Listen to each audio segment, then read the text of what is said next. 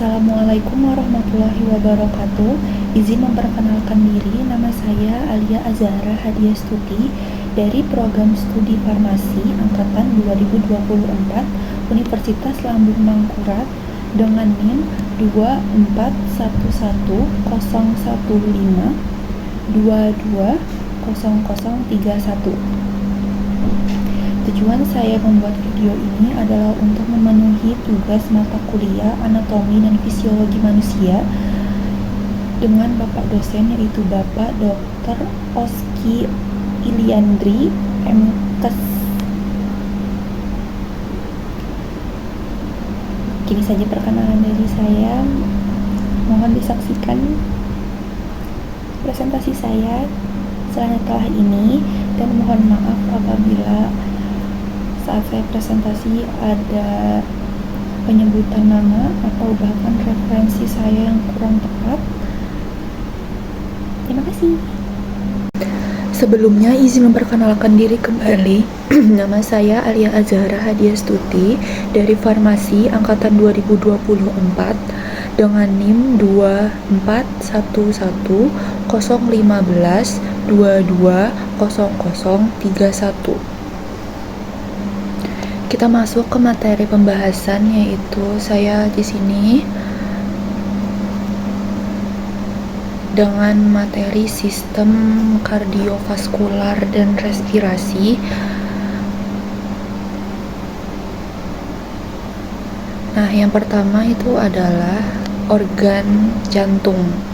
Jantung ini adalah organ utama dalam sistem kardiovaskular yang berfungsi untuk memompa darah ke seluruh tubuh. Organ ini berbentuk seperti kerucut tumpul, terletak di dalam rongga dada, sedikit condong ke kiri dan dilindungi oleh tulang rusuk.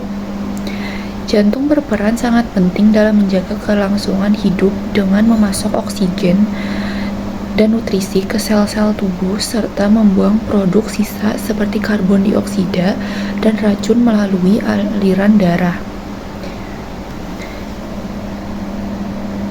Nah, jantung ini memiliki beberapa bagian jantung. Yang pertama ada atrium atau serambi.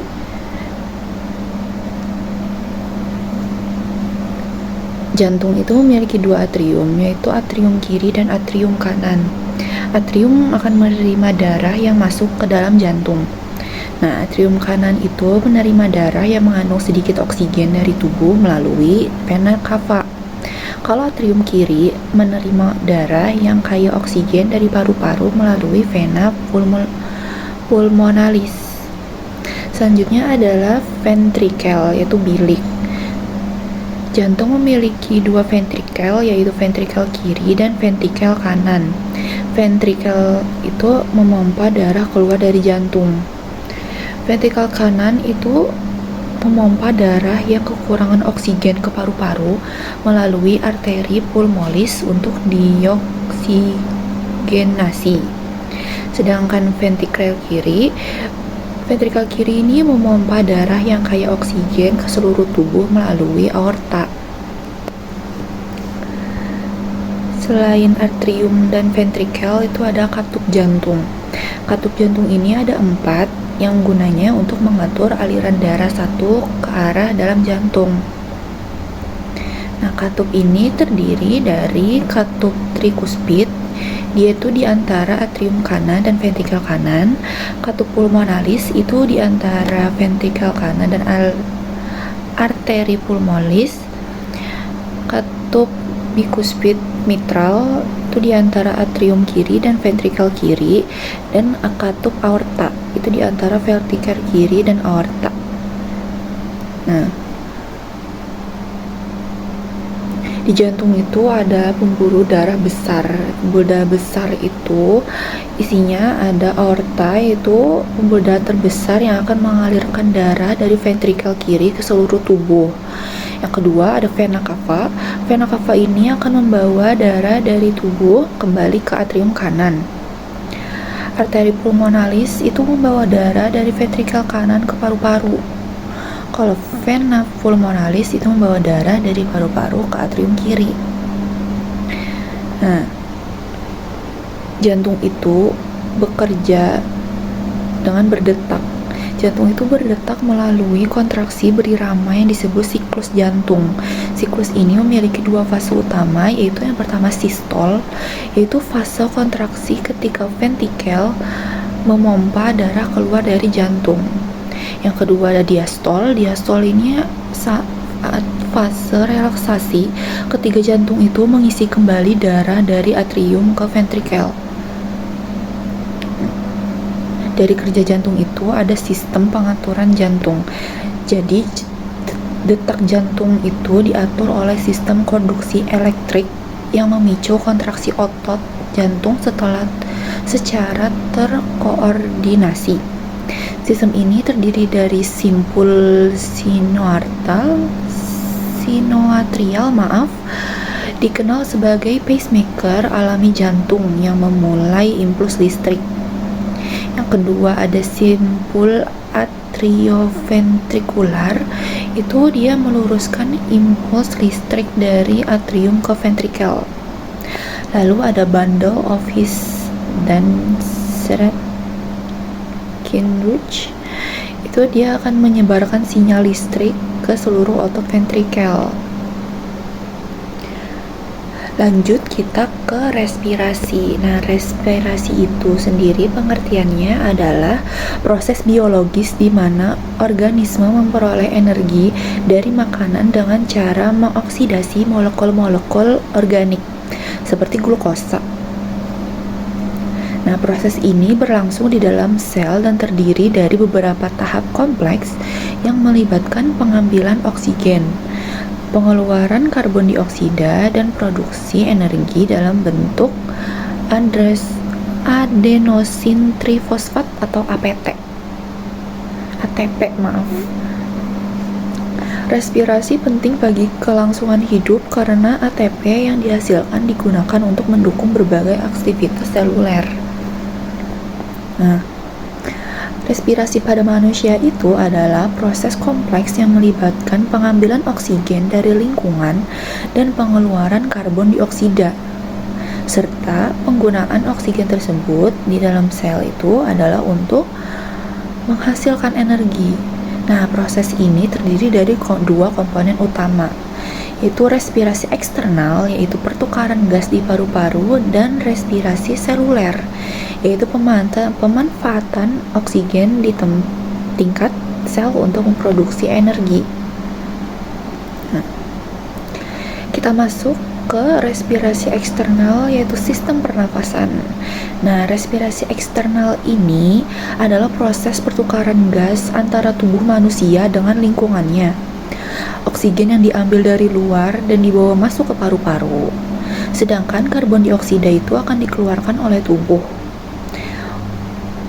Organ-organ utama yang terlibat di respirasi saluran pernafasan ini, yang pertama dari awal itu ada hidung.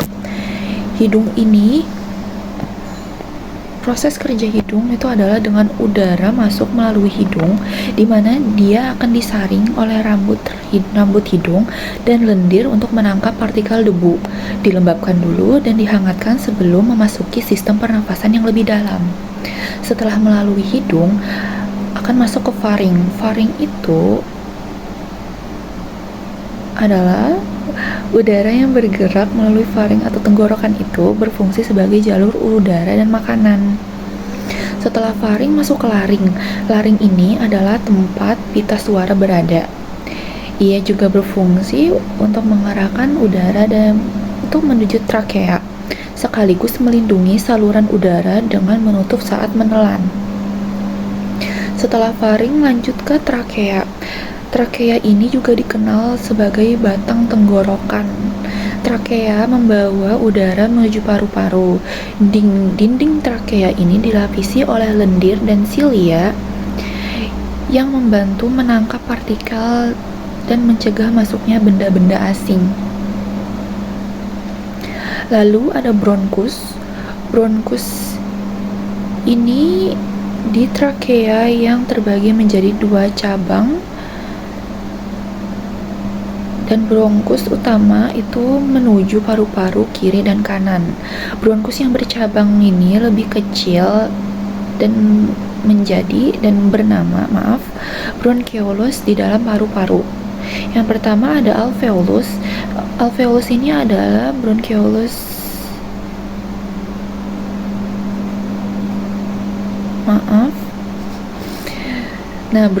ini terbagi menjadi dua, dan bronkeolus ini berakhir pada kantong udara kecil yang disebut alveolus, yang merupakan tempat utama pertukaran gas antara udara dan darah. Nah, pertukaran gas di alveolus ini, yang pertama itu alveolus akan dikelilingi oleh jaringan kapiler darah. Disinilah yang disebut tuh terjadi difusi gas, yaitu ketika oksigen dari udara di alveolus berdifusi ke dalam darah kapiler, sementara karbon dioksida dan darah berdifusi ke dalam alveolus. Selanjutnya, oksigen yang diambil itu oleh darah kemudian akan diikat oleh hemoglobin dalam sel darah merah untuk dibawa ke seluruh tubuh. Nah, karbon dioksida itu adalah hasil sampingan dari respirasi seluler. Karbon dioksida ini akan dikeluarkan dari tubuh melalui udara yang dihembuskan. Dari sistem pernapasan kita masuk ke ventilasi atau pernapasan. Nah, ventilasi ini adalah proses mekanis keluar masuknya udara dari paru-paru yang melibatkan inspirasi atau mengambil nafas dan ekspirasi menghembuskan nafas. Proses ini diatur oleh otot-otot seperti diafragma, interkostal, dan ekspirasi. Nah, diafragma ini adalah otot utama yang terlibat dalam pernafasan. Saat diafragma berkontraksi, diafragma akan turun dan meningkatkan volume rongga dada yang menyebabkan udara masuk ke paru-paru. Lalu ada interkostal, yaitu otot antar tulang rusuk. Otot ini akan membantu memperluas rongga dada dengan mengangkat tulang rusuk saat menghirup udara. Lalu ada ekspirasi. Nah, saat diafragma itu rileks, rongga dada itu akan menyempit sehingga udara dikeluarkan melalui paru-paru. Pembahasan selanjutnya yaitu pengaturan pernafasan. Nah, pernafasan ini dikendalikan oleh medula oblongata, yang di otak itu secara otomatis akan mengatur frekuensi dan kedalaman nafas berdasarkan kadar karbon dioksida dan oksigen dalam darah. Jika kadar karbon dioksida itu meningkat, otak itu akan merangsang peningkatan frekuensi pernafasan untuk mengeluarkan lebih banyak karbon dioksida. Nah, setelah sistem pernafasan, kita masuk ke respirasi seluler. Respirasi seluler itu pengertiannya adalah proses biokimia di mana sel-sel tubuh menggunakan oksigen tubuh untuk menghasilkan energi dalam bentuk ATP. Oksigen yang telah diambil melalui respirasi eksternal digunakan dalam proses respirasi seluler di tingkat mitokondria sel. Tahapan utama respirasi itu melalui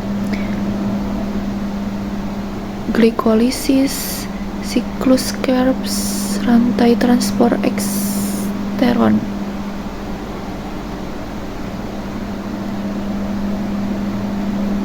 Nah, proses pertama respirasi seluler itu ada di sitoplasma sel. Glukosa dipecah menjadi 2 molekul pirufat yang menghasilkan sejumlah kecil energi berupa 2 ATP dan 2 molekul NADH. Glikolisis ini tidak memerlukan oksigen sehingga dapat terjadi di lingkungan anaerobik. Yang kedua ada siklus Krebs. Itu adalah ketika oksigen tersedia, pirufat akan masuk ke dalam mitokondria dan diubah menjadi asetil CoA yang kemudian masuk ke dalam siklus Krebs. Lalu ada rantai transport elektron. elektron. Ini nih tahapan akhir respirasi seluler yang terjadi di membran dalam mitokondria. Oksigen akan bertindak sebagai akseptor elektron terakhir, menggabungkan elektron dengan proton untuk membuka air HO2. Nah, respirasi itu penting bagi manusia karena respirasi itu menghasilkan energi yang diperlukan oleh tubuh untuk menjalankan fungsi-fungsi vital, termasuk dalam metabolisme, yaitu energi yang digunakan untuk menggerakkan reaksi kimia dari dalam sel, pertumbuhan dan perbaikan sel. Energi yang dibutuhkan itu sintetis protein dan perbaikan jaringan. Lalu untuk menggerakkan otot, ATP ini akan digunakan oleh otot untuk kontraksi. Lalu transportasi zat, energi yang diperlukan untuk memompa ion, dan molekul itu akan melintasi membran sel seperti dalam transportasi aktif. Lalu ada gangguan-gangguan pada sistem respirasi. Beberapa gangguan atau juga disebut penyakit yang dipengaruhi oleh respirasi yang kurang bagus pada manusia itu, yang pertama ada asma, yaitu ketika penyempitan bronkus yang menyebabkan kesulitan bernafas. Lalu ada bronkitis, itu adalah ketika peradangan pada bronkus yang menyebabkan batuk dan gangguan pernapasan. Lalu ada pneumonia, itu adalah infeksi paru-paru yang menyebabkan alveolus terisi dengan racun atau cairan. Lalu ada emfisema, itu kerusakan alveolus yang mengurangi kapasitas paru-paru untuk pertukaran gas. Lalu yang terakhir ada gagal nafas, yaitu ketika ketidakmampuan sistem pernafasan untuk menjadikan oksigen yang cukup bagi tubuh. Lalu kita masuk ke pembahasan interaksi sistem kardiovaskular dan respirasi. Mungkin ini beberapa ada juga yang sudah saya sebutkan di awal, namun saya akan sebutkan lagi di pembahasan kali ini. Nah, sistem kardiovaskular dan respirasi ini akan bekerja sama untuk mendukung kehidupan manusia. Sistem kardiovaskular bertugas untuk mendistribusikan darah ke seluruh tubuh, sedangkan sistem respirasi memungkinkan tubuh mendapatkan oksigen dari udara dan membuang karbon dioksida, produk sisa metabolisme. Nah, kita masuk ke komponen sistem kardiovaskular. Komponen sistem kardiovaskular itu terdiri dari jantung dan pembuluh darah. Jantung ini adalah merupakan pusat sistem kardiovaskular, di mana dia itu akan memompa darah ke seluruh tubuh yang terdiri dari 4 bilik, atrium kanan dan kiri, dan ventrikel kanan dan kiri. Proses aluran darah itu akan melalui jantung yang diatur oleh katup, yang memastikan bahwa darah mengalir hanya dalam satu arah. Katup triskuspid memisahkan atrium kanan dan ventrikel kanan, sementara katup bikuspid atau mitral itu akan memisahkan atrium kiri dan ventrikel kiri. Setelah darah itu dipompa keluar dari jantung, ia akan melewati pembuluh darah besar seperti aorta atau arteri terbesar yang membawa darah ke seluruh tubuh. Nah, pembuluh darah ini terbagi jadi 3 jenis utama, yaitu arteri yang akan membawa darah beroksigen dari jantung ke jaringan tubuh, sedangkan vena akan membawa darah yang terdeoksigenasi kembali ke jantung. Kapiler adalah pembuluh darah kecil yang memungkinkan pertukaran zat antara darah dan jaringan. Kita masuk ke fungsi sistem kardiovaskular. Yang pertama adalah untuk transportasi oksigen dan nutrisi, kedua ada regulasi suhu tubuh, yang ketiga ada perlindungan sistem imun dan pembekuan darah. Nah, fungsi sistem ini yang pertama adalah transportasi oksigen dan nutrisi. Darah akan mengangkut oksigen yang diambil dari paru-paru ke seluruh tubuh. Pada saat yang sama juga, darah akan mengangkut nutrisi dan zat-zat penting lainnya ke sel-sel tubuh dan membawa limbah metabolik seperti karbon dioksida kembali ke paru-paru untuk dikeluarkan. Lalu yang kedua ada regulasi suhu tubuh. Sistem kardiovaskular akan membantu mengatur suhu tubuh dengan mengarahkan lebih banyak darah ke kulit saat tubuh perlu melepaskan panas atau mengurangi aliran darah ke permukaan kulit untuk menjaga suhu tubuh. Lalu ketiga adalah perlindungan sistem imun dan pembekuan darah. Perlindungan sel darah putih dalam darah itu berperan dalam sistem imun untuk melawan infeksi dan trombosit dalam darah, berperan dalam proses pembekuan darah untuk mencegah pendarahan berlebih. Lalu kita masuk ke sirkulasi darah. Sirkulasi darah terbagi menjadi dua, yaitu sirkulasi sistemik dan sirkulasi pulmonal. Di mana sirkulasi sistemik yaitu aliran darah sistemik membawa darah yang teroksigenasi dari jantung ke seluruh tubuh dan kembali dalam bentuk darah terdeoksigenasi. Darah akan meninggalkan jantung melalui aorta dan mengalir ke seluruh organ tubuh. Lalu ada sirkulasi pulmonal. Sirkulasi pulmonal adalah sirkulasi yang membawa darah terdeoksigenasi dari jantung ke paru-paru melalui arteri pulmonalis.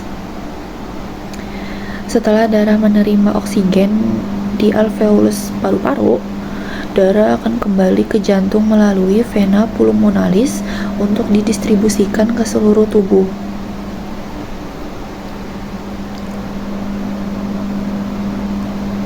Kita sudah membahas komponen sistem kardiovaskular, lanjut ke komponen sistem respirasi. Komponen sistem respirasi itu ada dua, yaitu saluran nafas dan paru-paru. Yang pertama ada saluran nafas, itu terdiri dari hidung, laring, trakea, bronkus yang sudah saya sebutkan sebelumnya.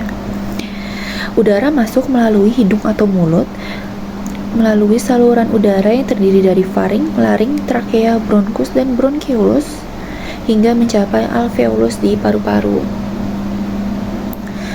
Setiap bagian saluran pernafasan ini memiliki fungsi khusus seperti penyaringan udara oleh bulu-bulu hidung dan penghangatan udara oleh selaput lendir. Lalu komponen kedua ada paru-paru. Paru-paru ini terdiri dari jutaan alveoli, yaitu kantung-kantung kecil di mana terjadi pertukaran gas. Alveolus akan dikelilingi oleh kapiler yang memungkinkan oksigen berdifusi dari udara ke dalam darah, dan karbon dioksida akan berdifusi dari darah ke alveolus untuk dikeluarkan melalui proses ekspirasi. Sistem respirasi memiliki fungsi yang pertama, yaitu pertukaran gas dan kontrol respirasi. Dalam pertukaran gas, fungsi utamanya adalah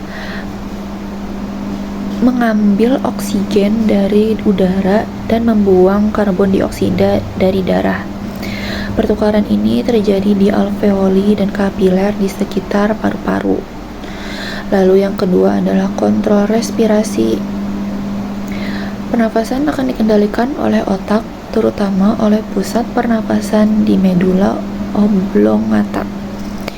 Ini akan memastikan bahwa tubuh mendapatkan oksigen yang cukup dan mengeluarkan karbon dioksida, terutama selama aktivitas fisik atau ketika kadar oksigen dalam darah menurun. Kita lanjut ke proses respirasi yang juga sudah saya sebutkan sebelumnya, namun akan saya sebutkan lagi. Yang pertama adalah ventilasi.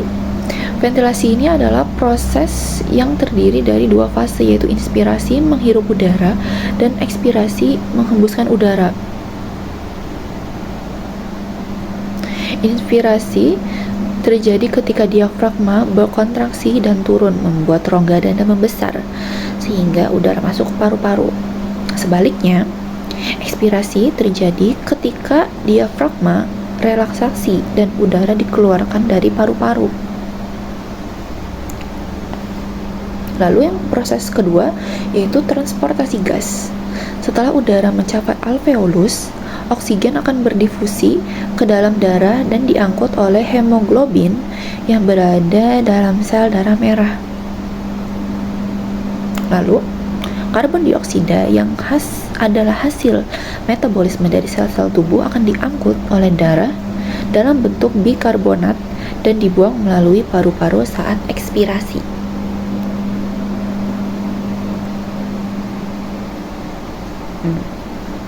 Kita masuk ke interaksi kardiovaskular dan respirasi. Interaksi mereka ini adalah dengan pertukaran gas di paru-paru dan transportasi oksigen dan karbon dioksida. Interaksi di paru-paru, yaitu pertukaran gas, adalah pertukaran gas antara sistem respirasi dan kardiovaskular itu terjadi tepatnya di alveolus.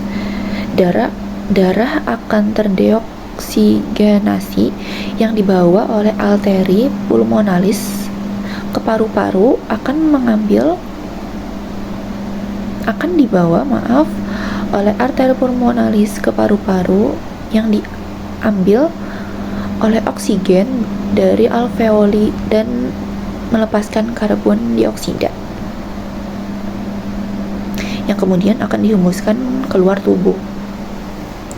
Lalu ada transportasi oksigen dari paru-paru akan dibawa oleh darah melalui sirkulasi sistemik ke seluruh tubuh. Sementara karbon dioksida hasil metabolisme sel-sel tubuh akan dibawa kembali dan darah ke paru-paru untuk dikeluarkan melalui ekspirasi.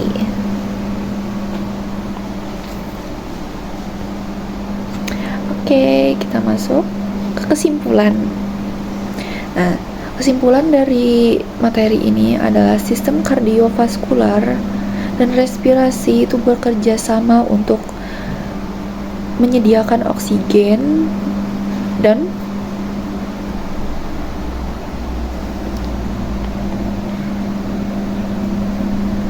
membuang karbon dioksida. Kedua organ ini akan menjaga keseimbangan homeostatis.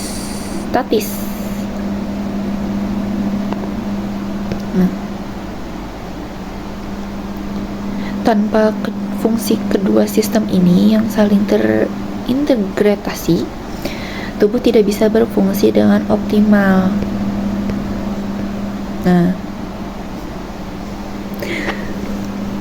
Kita masuk ke kolaborasi sistem kardiovaskular dan respirasi. Sistem kardiovaskular itu berperan dalam memompa dan mengalirkan darah yang mengangkut oksigen serta nutrisi ke seluruh tubuh. Sementara itu, sistem respirasi berperan dalam menyediakan oksigen dan membuang karbon dioksida dari tubuh. Keduanya ini saling mendukung. Oksigen dari sistem respirasi diambil melalui paru-paru, kemudian diangkut oleh darah yang dipompa oleh jantung ke jaringan tubuh. Sebaliknya, karbon dioksida yang dihasilkan dari sel tubuh akan dibawa kembali oleh darah ke paru-paru untuk dikeluarkan melalui nafas.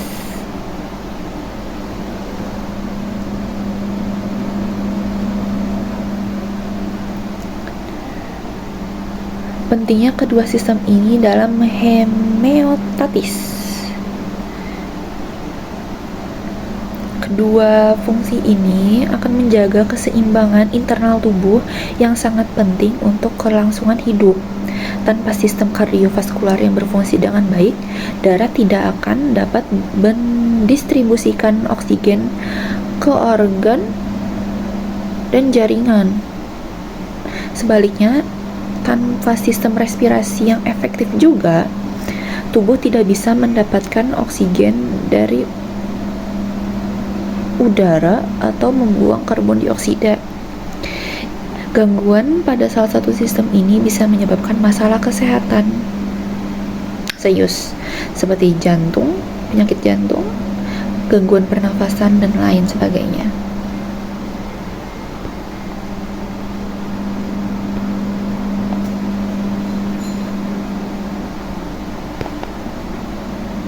Saya akan memberikan sedikit tips atau pesan mungkin untuk kita agar menjaga kesehatan sistem kardiovaskular dan respirasi. Hal-hal yang dapat dilakukan, yang pertama seperti olahraga teratur dengan aktivitas fisik yang konsisten, itu akan membantu memperkuat jantung dan paru-paru serta akan meningkatkan efisiensi keduanya. Lalu ada pola makan yang sehat. Konsumsi makanan yang rendah lemak jenuh dan kaya nutrisi seperti buah, sayuran, biji-bijian, dan lemak sehat itu sangat bermanfaat untuk kesehatan jantung dan paru-paru. Lalu hindari rokok dan lingkungan yang banyak polusi udara. Karena merokok dan polusi udara itu akan merusak paru-paru dan pembuluh darah. Menjaga diri dari paparan zat berbahaya sangat penting untuk menjaga kesehatan respirasi dan kardiovaskular. Lalu jangan lupa untuk memanajemen stres, karena stres kronis itu dapat menyebabkan beban berlebih pada jantung dan paru-paru. Jadi mengelola stres itu juga penting untuk menjaga kesehatan kedua sistem. Baik, sekian presentasi materi sistem kardiovaskular dan respirasi dari saya. Mohon maaf apabila ada pengucapan yang salah, referensi atau materi yang kurang benar. Terima kasih sudah menyempatkan waktu untuk menonton hingga akhir. Terima kasih. Wassalamualaikum warahmatullahi wabarakatuh.